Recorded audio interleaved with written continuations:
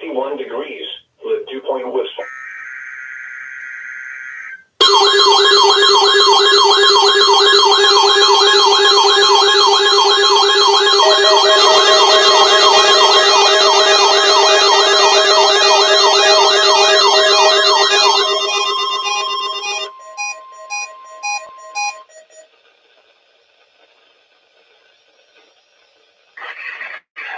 The National Weather Service in Chanhassen, Minnesota, has just activated the warning alarm on 13 weather radio stations across central and southern Minnesota and west central Wisconsin.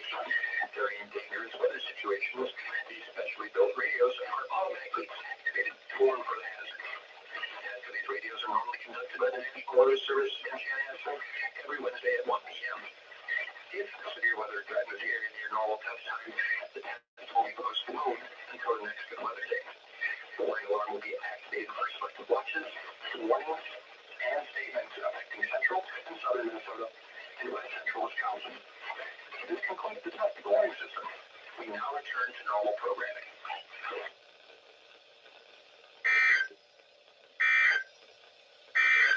Now the forecast for the Twin